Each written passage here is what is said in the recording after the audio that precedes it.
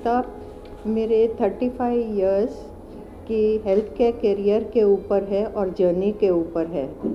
यहाँ पे ख़ास तो ऐसे है कि यंग एंटरप्रेन्योर्स जो है, हम देखते हैं कि बहुत सारे उनकी लाइफ के करियर में अगर असफलता मिली तो वो आधे रास्ते से वो करियर छोड़ देते हैं, डीमोटिवेट हो जाते हैं।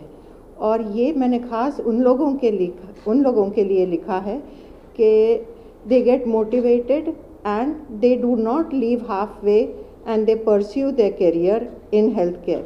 जब हम लोग हेल्थ केयर में आए थे तब तो कोई हेल्थ केयर में ऐसे एडमिनिस्ट्रेटर या ऐसे कोई भी पोजीशन नहीं थी, लेकिन आज आप देख रहे हो कि हेल्थ केयर में इतना सफलता आ गया है कि आज हेल्थ केयर एक इंडस्ट्री बन गई है बाय इटसेल्फ।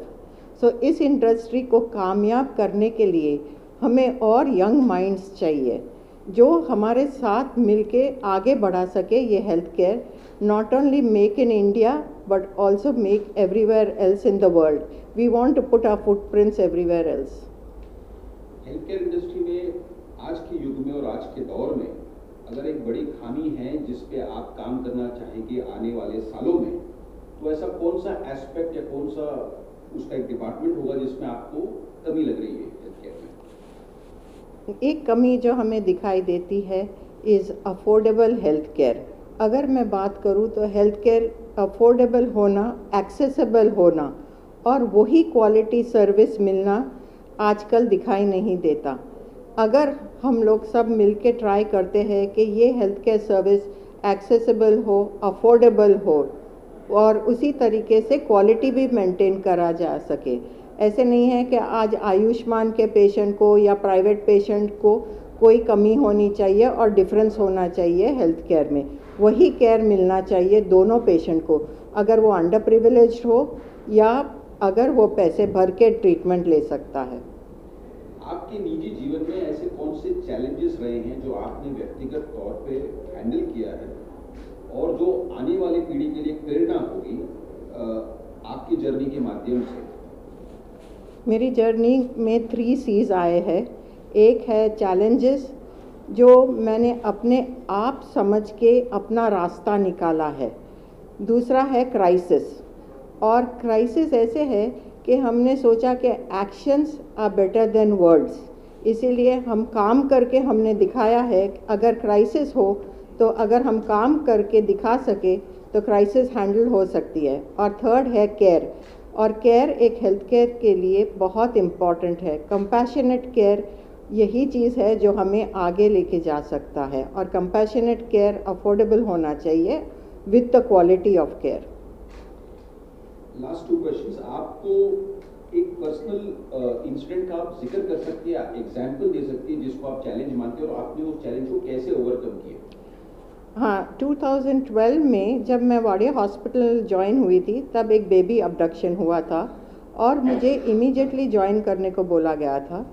तो मैं वहाँ पे 2012 में ज्वाइन हुई in November, and I not only handle the crisis of the baby care but also hospital closure पे था। मैंने बहुत मेहनत की, टीम बनाई वहाँ पे, और हम लोगों ने टीम वर्क करके देखा कि ये हॉस्पिटल आज आगे बढ़ेगा और आज हम लोग इंटरनेशनल लेवल पे है, और ये हॉस्पिटल बंद नहीं हुआ और अपना छाप छोड़ रहा है सब बाजू। ग्रेट।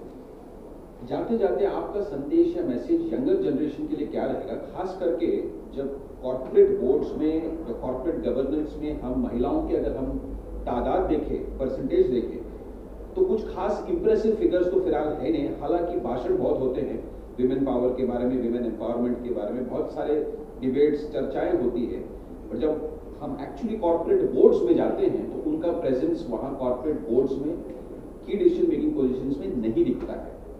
तो इसके लिए आपका सुझाव क्या रहेगा और आने वाली पीढ़ी के लिए आपका संदेश क्या रहेगा? इंडिया में बिलो 20% वुमेन कॉर्पोरेट बोर्ड्स पे दिखाई देते हैं, whereas in the world they have reached more than 25 and 30%। तो ये बताता है कि अभी तक इंडिया लैग कर रहा है to give women empowerment, and ये एक चीज़ है जो एक स्टिग्मा होती है, और वो स्टिग्मा को अपने माइंड से निकालने के लिए बहुत देर लगता है. Women are equally capable, they can multitask, and you will see that when there is a challenge or crisis, women are capable. And I think other people also need to understand that these things can be handled by women, and women are no nests. You need to empower them. बढ़िया. तो thank you so much और आपको बहुत सारी बधाइयाँ किताब के launch पे. We hope your book is a resounding success. Thank you so much. Thank you.